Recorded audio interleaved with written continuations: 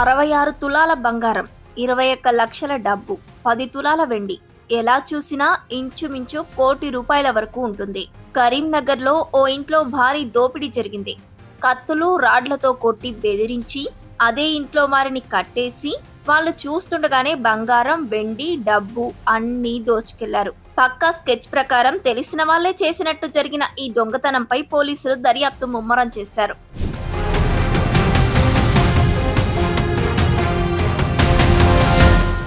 అజ్మత్ అలీ కుటుంబం భగత్ సింగ్ చౌరస్తాలోని ఓ ఇంట్లో మొదటి అంతస్తులో నివాసం ఉంటోంది. నిద్రపోయే ముందు రోజులాగే కింది ఫ్లోర్లో ఉన్న లైట్ ఆఫ్ చేసేందుకు అజ్మత్ అలీ కిందకు దిగారు. ఈ మధ్యలోనే అతన్ని దుండగులు బంధించారు. అరవకుండా నోరు మూసేశారు. అక్కడి నుంచి ఇంట్లోకి తీసుకొచ్చి తల, ముఖంపై గట్టిగా కొట్టారు.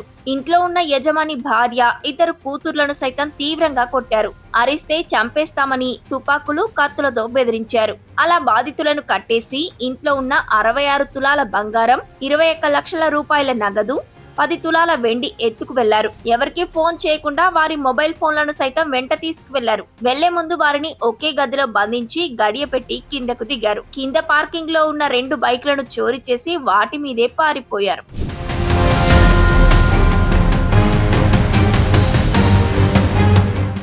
దొంగలు వేములవాడ బైపాస్ మీద నుంచి పరారైనట్టు పోలీసులు భావిస్తున్నారు. ఘటనకు సంబంధించిన సీసీటీవీ ఫుటేజ్ దృశ్యాలు సైతం బయటకు వచ్చాయి. తెలిసిన వ్యక్తులే ఈ దోపిడీకి పాల్పడి ఉంటారని ఇంటి యజమాని ఆరోపిస్తున్నారు. అయితే పెద్ద అల్లుడిపైనే అజ్మత్ అలీ అనుమానం వ్యక్తం చేశారు. ఎందుకంటే వచ్చిన దుండగులు ఉత్తరాది హిందీ భాష మాట్లాడుతున్నారని ఆయన అన్నారు. తన అల్లుడు సైతం ఉత్తరప్రదేశ్ కు చెందిన వాడని యజమాని చెబుతున్నారు. అయితే ఇంట్లో బంగారం ఉందన్న సమాచారం పక్కాగా తెలుసుకొని అందులో నివాసం ఉండే వాళ్ళు సైతం వృద్ధులు, ఆడవాళ్లు కావడంతో ఈ ఇంటిని ఎంచుకున్నారని తెలుస్తోంది. గతంలో జరిగిన పీఎంజే దోపిడీ ఘటన మరవక ముందే అదే తరహాలో తుపాకులతో బెదిరించి చోరీకి పాల్పడటం కలకలం రేపుతోంది.